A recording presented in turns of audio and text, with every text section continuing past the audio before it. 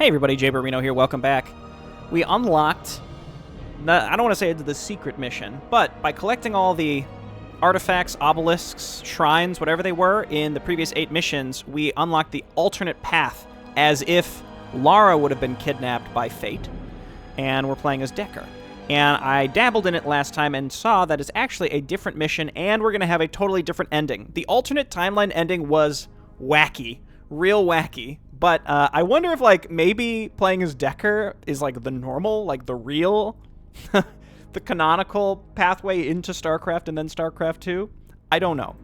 Let's do this. Uncover the startling conclusion and legacy of the LifeForce Mercenary Corporation as you face off against your most formidable adversary yet. So this is all the same, I think, but from Lara's perspective, I think Decker, like, outright abandoned us, whereas from Decker's perspective, Lara actually was abducted. So we might still have to kill her. I'm not sure. So it still has the killing observers weakens the enemy attack wave. So my plan is to just go ahead and play through the start of the mission that's different.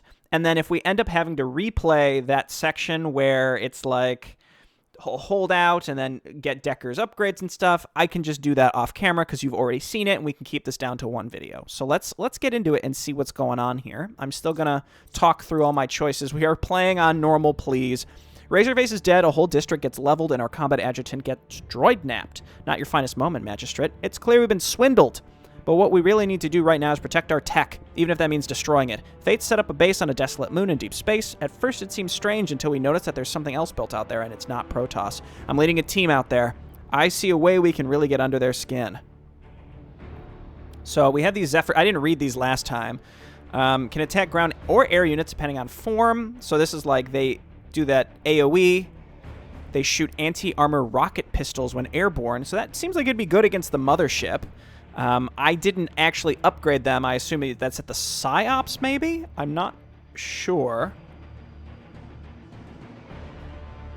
Contains new upgrades for Decker to improve his stats and give him the rapid patch ability for healing. So, alright, let's go. Depower the Protoss bases from below. So I'm going to assume there's still going to be a holdout macro section. It would be crazy if the Lara mission was macro mostly, and then, I don't know, we'll see. And I think I almost trusted that alien. They're loonier than the Lurians. I don't know what scheme they're brewing with Lara, and I'm sure it ain't good. Okay, Foundry time. So I'm going to pretty much do the same thing as last time. Sometimes I think back to the words of the leader of those Lurians. What was the void he kept yapping about? There's a lot we don't yet understand.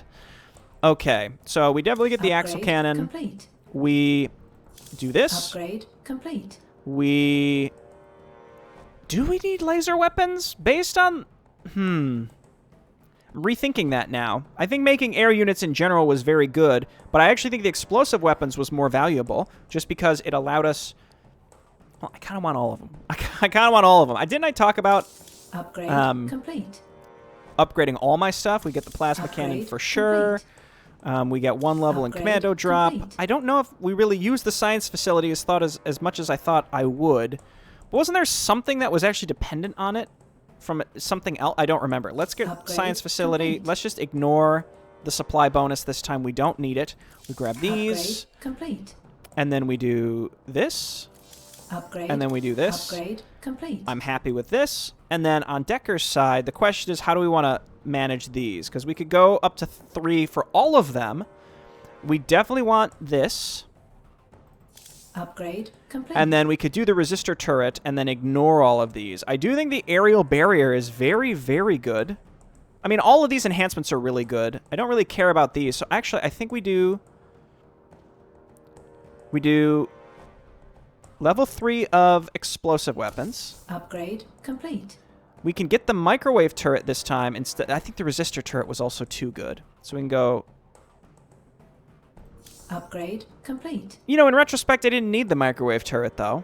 So let's do this. Upgrade complete. Learn from our mistakes a little bit. And say we didn't need the supply plus, so we got the armor here instead. And I think this is appropriate. I think maybe getting that 2nd level in the commando drop would have been good, but not necessary. There's enough minerals on this map to keep us going. Assuming that the macro section is the same. and you wouldn't really even see it. So, notice anything strange compared to what we saw in Luria and Kazand? Look close. Yeah, they have giant zealots. These bases aren't running on pylon power, so what's keeping them juiced? Ah, the lore from last time. It's explained. Can't be a coincidence that this moon is also chock full of lava caves just below the surface. I'd wager they're channeling power from underground.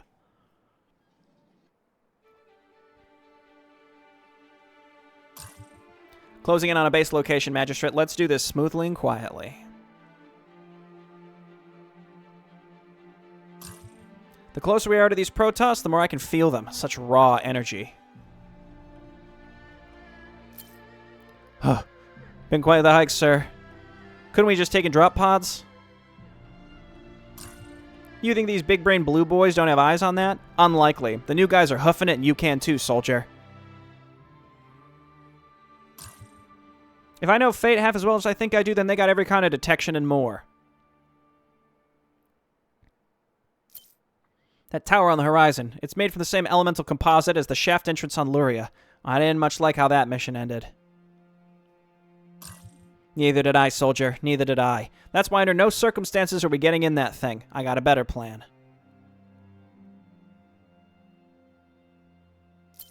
At least the new guys get thrusters.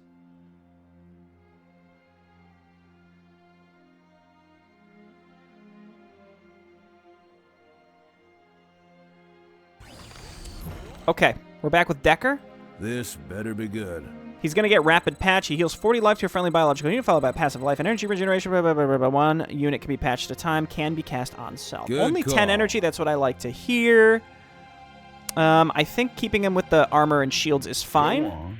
Right, so these guys can stay back. These guys can be hotkeyed. Let's go. What'll it be? Making moves. What will it be, Decker? We moving. Outstanding. Aha, minerals. You know the saying, Magistrate. A node is never lonely. We're getting warmer. Hey, Magistrate. Get on with it. Consider it handled. Do we need to actually harvest these to get through? I think that is true.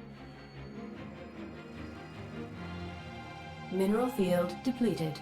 Okay, you guys stay This back here. better be Move up. Get on with it. I feel like we're playing Warcraft 3. We got to destroy moving? trees to get through.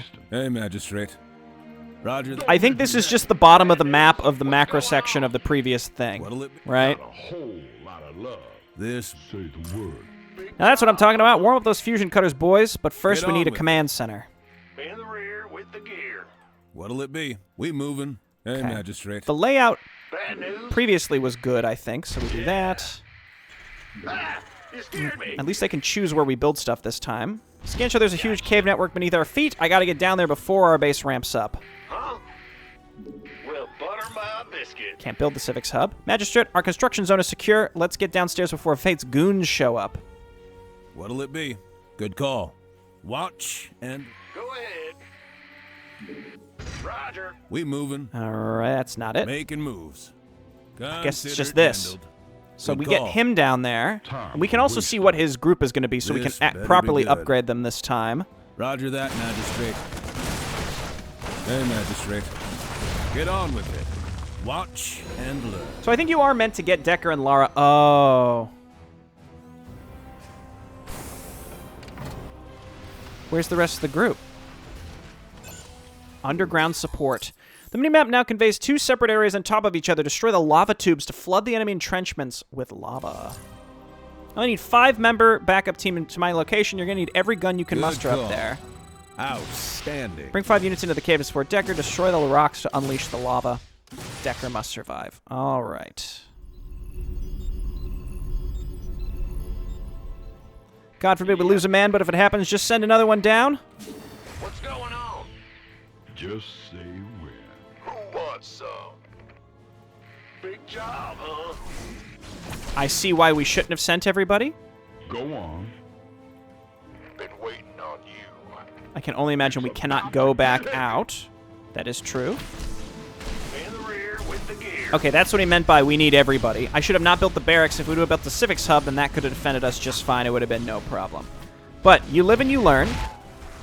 And, again, this seems pretty much the same. So what I'll do is just kind of intersperse some footage in here so you can see what's happening as I go. I really I'm going to be straight with you. Probably we'll just use cheats. We've already played this for the most part. I don't need to do it again. We just build a defensive line here. We hold out until Decker makes his way through the whole underground section. So I'll just kind of cut back in as we destroy the rocks and stuff. All right, I'm coming back in because there's a cutscene as the mothership has arrived. I didn't think there was a cutscene when it arrived for Lara. So he's saying the power draw from those bases just spiked, the ship siphoning underground energy for its weapons. The more damage I do down here, the weaker it's going to get. I'll take it to its knees, and Magistrate, you finish it off. I implore you, retreat now. Let me finish my research, and in time, Lara will even be returned to you. But for now, we require her. Zerg evolves so quickly, so violently. Ever since she landed in Kazan, I sensed she was our missing link. The network she accessed in either home held more than records and weapons data. We gave her mind the spark of free thought, and with mankind's future in the balance, she chose to join us. She deserves better. The universe deserves better. That's why we've integrated her into our psionic processors to help us build the virus that will end the Zerg. How dare you! She holds the key, and yet her directives were consistently ignored in favor of that heathen Decker. The sector is hurtling towards war. Soon a Terran world will be decimated by the Zerg, and just as we purified Zozo, so too will our leaders purify that planet. And then the true chaos will begin. Ours is a race that values only two things, honor and victory, yet I watch helplessly as Tassadar and the High Council value honor more. But with Lara, I will take victory against the Zerg with a pinprick, not an onslaught. So continue your bloody crusade if you must, but know that you are attacking the very savior of your galaxy. We will not cower. I will not fail. You are merely a stone to be walked over. Eternity's Call, Flagship of Fate. I see. So this is like the actual boss? We're not going in and fighting Fate, we're fighting the mothership. So, what have we been doing? So underground, I sent some units down to assist Decker. I've gotten all my upgrades. We got all, so the enemy attacks are way less. This is not a defensive map. As is fitting, Decker is very offensive and aggressive. Lara is very defensive. So hers was very much a defensive map while we waited for her upgrades and her expensive and long upgrades. For Decker, his upgrades are very quick, and we have him underground, and as we clear this out, we got a lot of resources. We are destroying these pylons underground, which is what basically keeps you can depower the bases above ground. And then presumably, we were supposed to go up and destroy them. I have not done that yet. I don't feel like I have the proper forces to do that yet, but that would be the next stop. So we'll see what happens with this mothership. I'll once again pause just for a bit. I thought we'd be going on the mothership and have a microsection, but that might not be the case. We'll see. For Decker, the microsection takes place with the macrosection. So just give me a moment and we'll see how this goes. Oh, okay, never mind. It's just here. So let's just start blasting it. So anyway, I started blasting. The question is, will it go down? I haven't finished destroying the rocks and stuff with Decker down here. It's looking like we just have to destroy it. I think we have enough once this black hole goes away. Get up here and kill this, please. Never mind, we're in a black hole. Okay, we're back. Vandals, please, I implore you to attack this thing.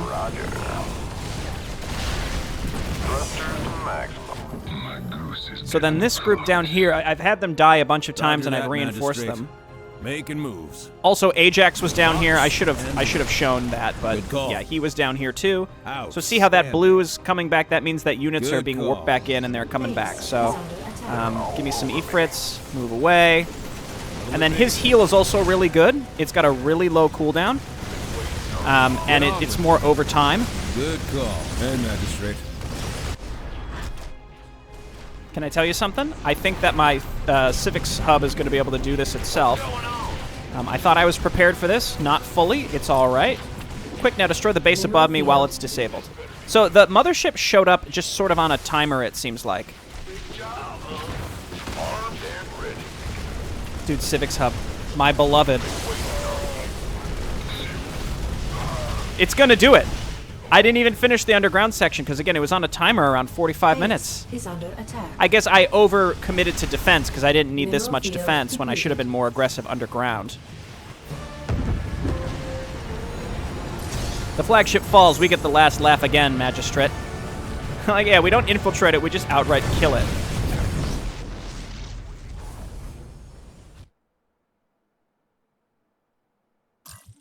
Something tells me that won't be the last we hear of those Protoss, but we'll worry about that later.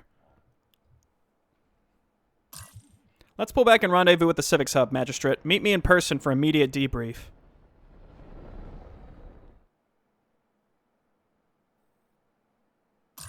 You've done well. Real well, Magistrate. Now it's time for your reward. Meet me in the central chamber. Is he going to kill us? No witnesses?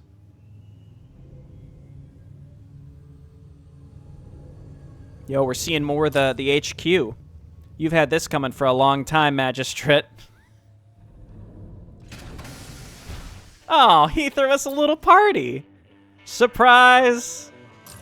Har har, drink up, lads. Bro, ain't no way. A lot of these boys been here since Genesis, and you kept them alive, Magistrate. And this Protoss tech we're salvaging is going to jet set our firepower into the next galaxy.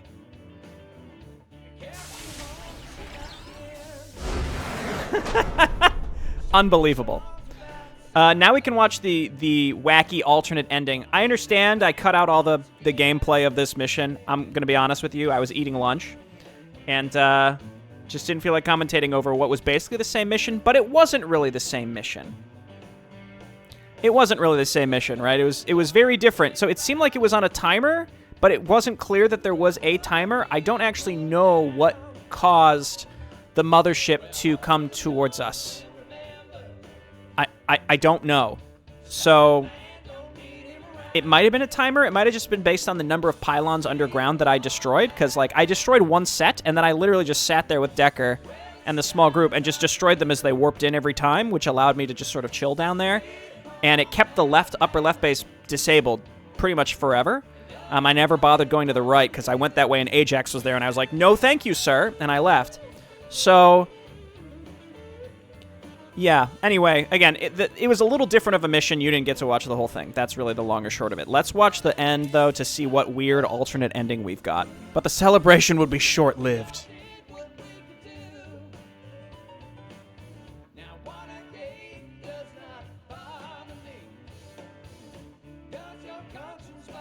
Just as fate foretold, a Zerg infestation erupts on the Terran fringe world of Chowsara. The surprise attack decimates the unprepared civilian population. In the coming days, Executor Tassar of the Protoss sends his fleet to purify the planet, eradicating both Terran and Zerg alike.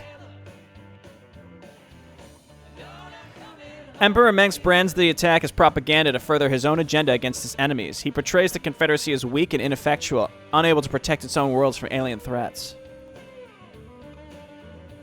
Until LifeForce steps in with their advanced weaponry. Right? Martial law is immediately instituted as the existence of the Protoss and Zerg becomes public. Worlds across the sector freeze commerce and fortify their cities.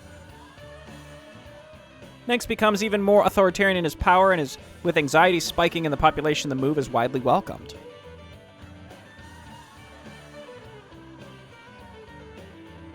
Rallying behind Mengsk and his generals is the only hope the starved, insecure people have left. Is this supposed to be Valerian? Or is this like a young Mengsk is what it's supposed to be, but they could have just used the Mengsk portrait.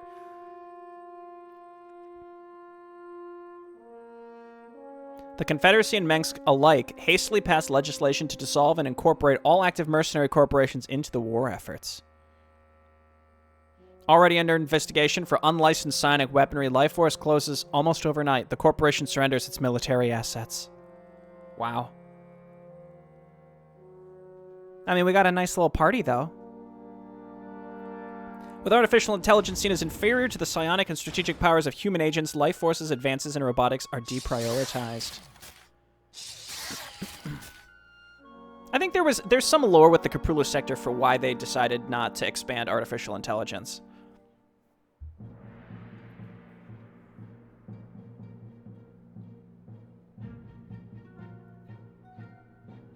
Getting some Ark of the Covenant vibes here. Logistics and reconnaissance adjutants like Lara are cataloged and shelved in secure storage facilities. They would be confined to informational and clerical tasks going forward.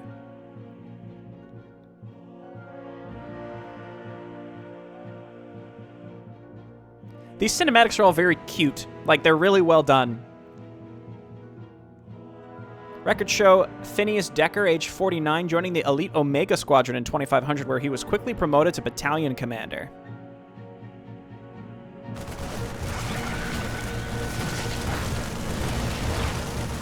Dude, get your flamethrower out. What are you doing? After heavy losses on Tartonis against the Sons of Korhal, Omega Squadron was deployed to planet Artica, where it was attacked by the Zerg. Decker and the Omega Squadron forces were quickly overrun.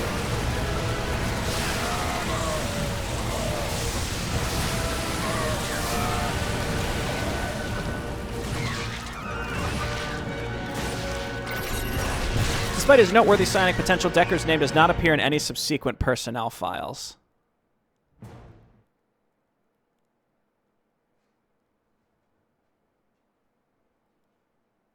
Does he become like the next Kerrigan?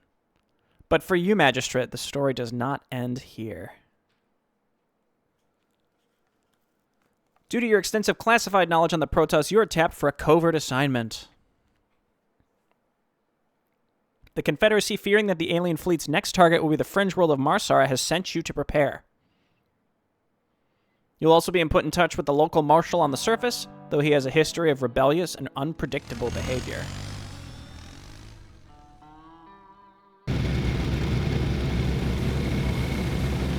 And perhaps best of all, you'll retain the prestigious rank of Magistrate moving forward.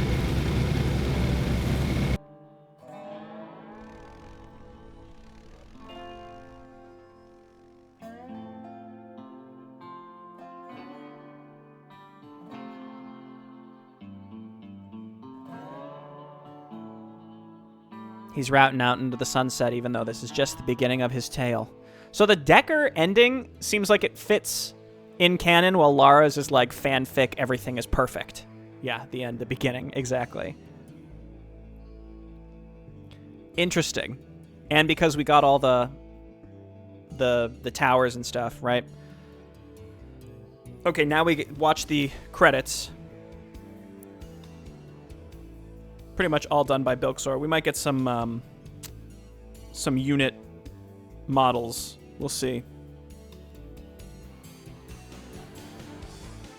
Oh, Razorface. I miss her, you know. Technical consulting. These are some names I've not seen for a long time. My goodness. Chosen One.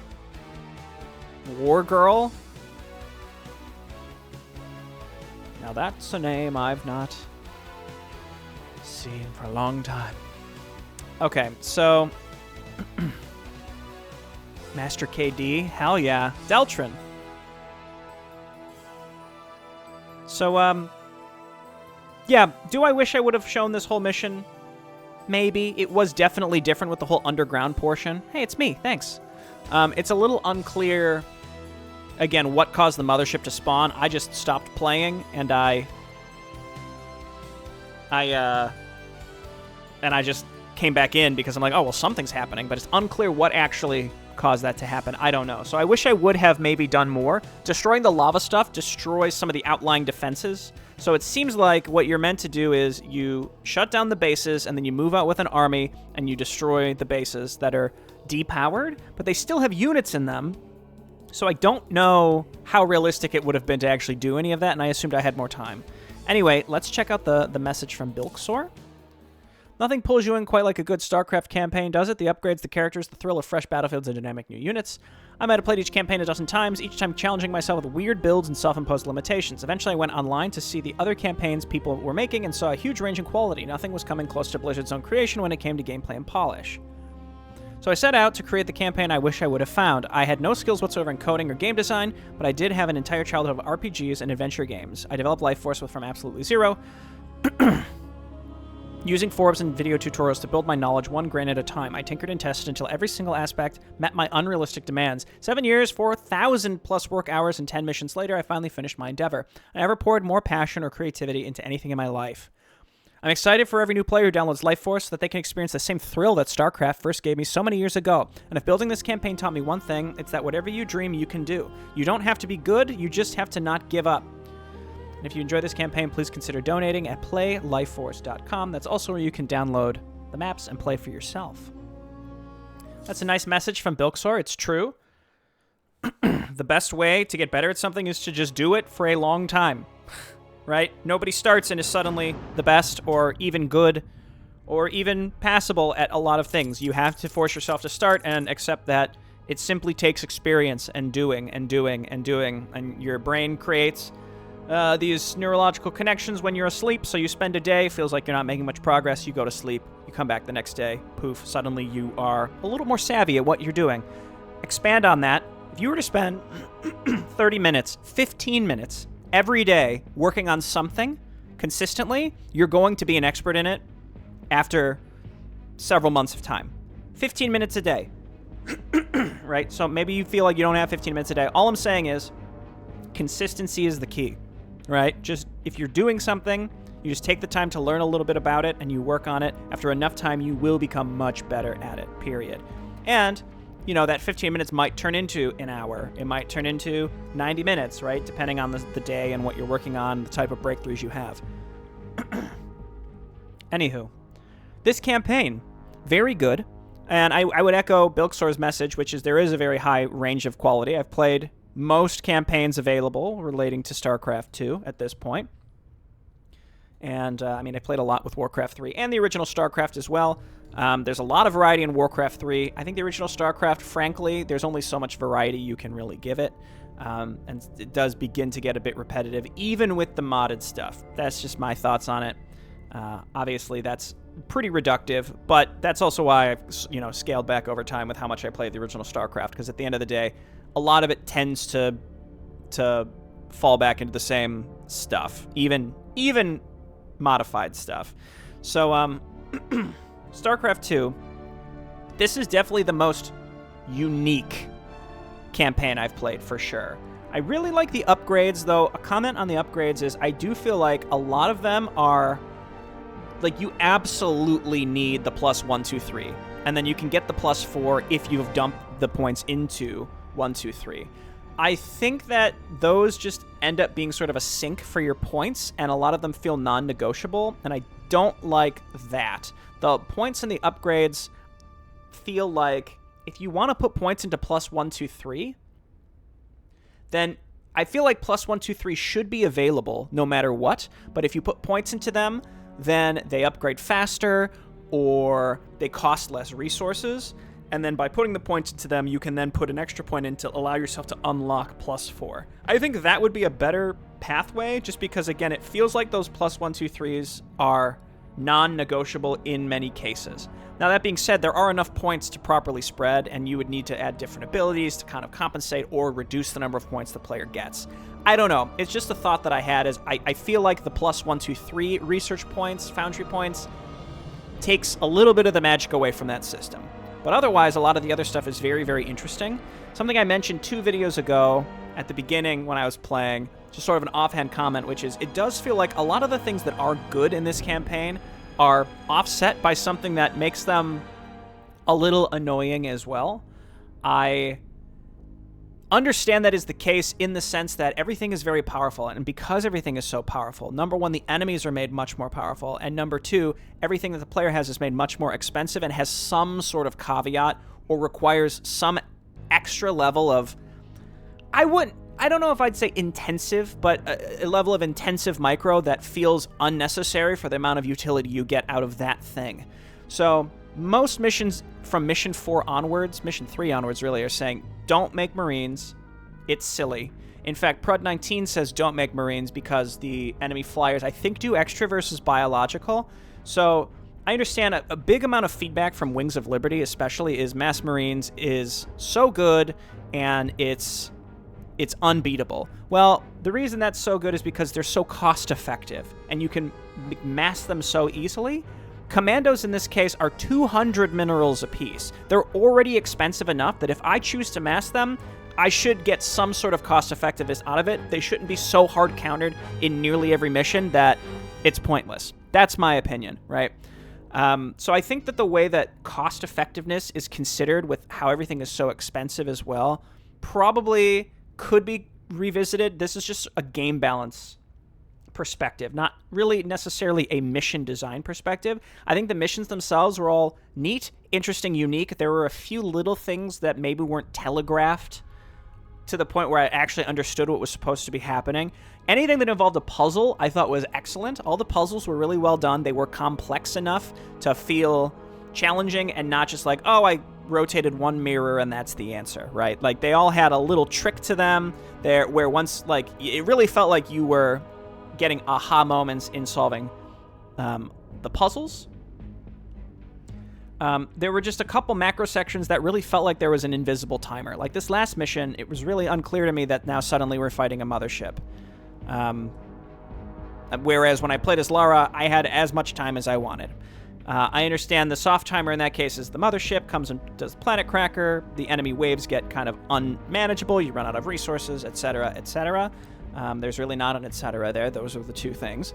I get that, but it was clear to me what was happening. Whereas for Decker, it was a lot going on managing him underground, and it was unclear to me that, like, suddenly we had a time limit to actually destroy the volcanic things. I thought that that was simply the objective. But the disabling of the enemy bases by destroying the crystals was like a totally separate thing that wasn't really part of the objective of breaking the lava flows. The lava flows simply raised the lava and destroyed some of the outlying Protoss defenses, which I believe then they just rebuilt or warped units back in.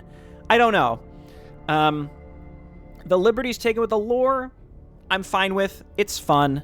Obviously, if you're coming in here and you're looking for something lore accurate, obviously there's things here like the Lara ending is it jumps the shark, but it's fun. I really liked it. The Daylon Protoss didn't exist until after the original StarCraft, for example. Stuff like that, little things like that, where, you know, there were just liberties taken or just stuff that was slightly wrong that really isn't that important to me, but just pointing out to people who, you know, would come at this and be like, well, it's such a good campaign, I would love it if there was more fidelity with the base game in terms of the narrative, then, you know, you kind of are getting what you're getting.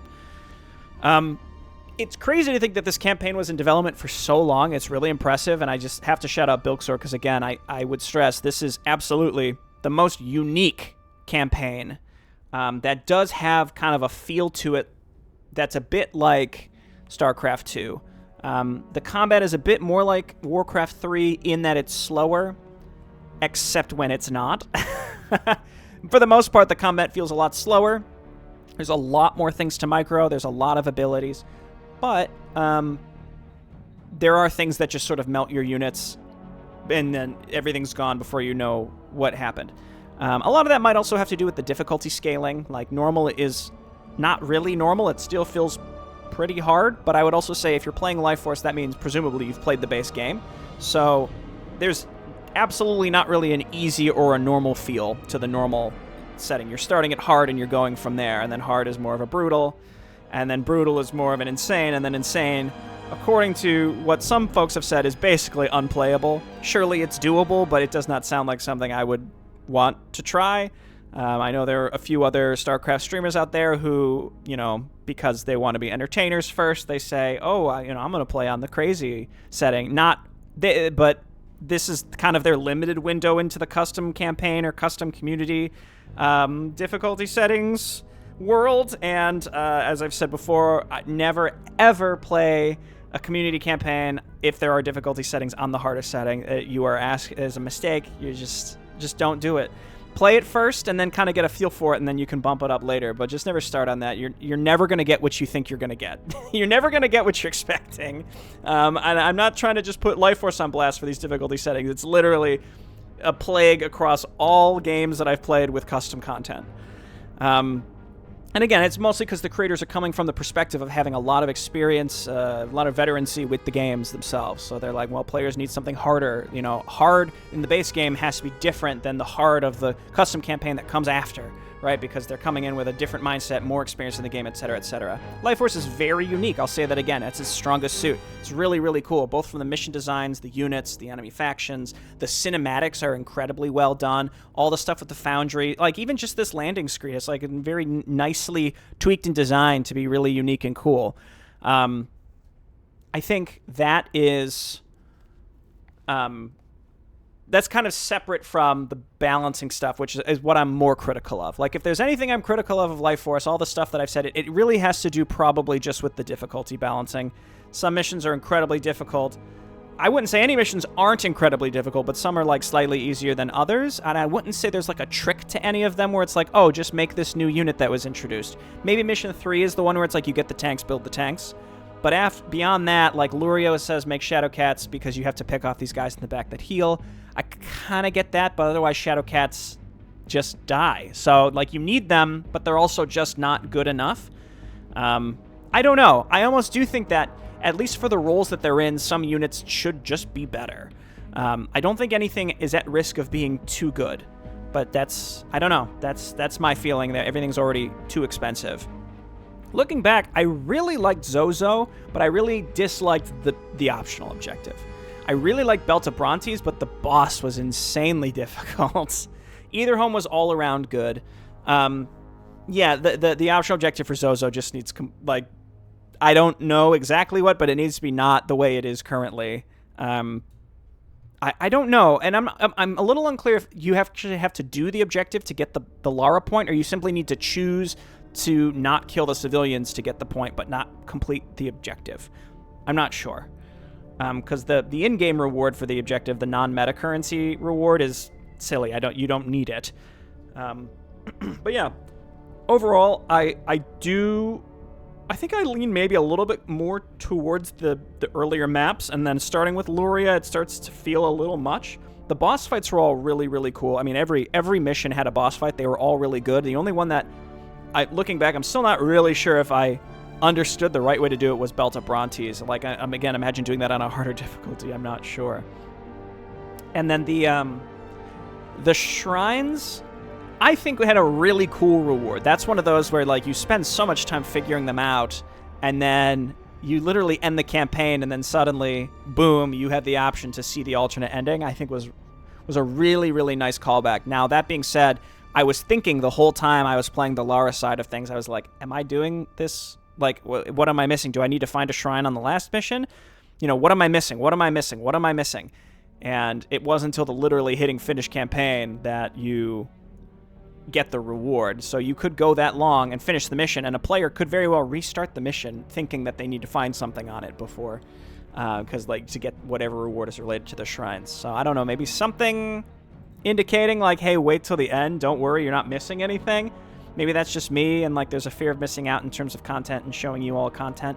Anyway, this has been a long review of this campaign, but it was a long time coming for this campaign. Sorry for the delay between the last missions and finishing Zozo. I just had a lot going on, and then I was traveling. So, yeah, I don't know what's next for StarCraft 2. UED First Light's coming out soonish. I don't know when. They're still doing testing. But that I'm definitely going to cover. We're going to replay Part 1 because they completely overhauled it, and then we're going to play Part 2. Very exciting. And, yeah, that's it. So thanks again, Bilksaur. Everyone leave your thoughts below. Make sure you play this campaign. It's a lot of fun. There's a lot of different ways you can play it. So give it a shot. Be careful on the harder difficulties, and I'll see you for whatever comes next. Bye-bye.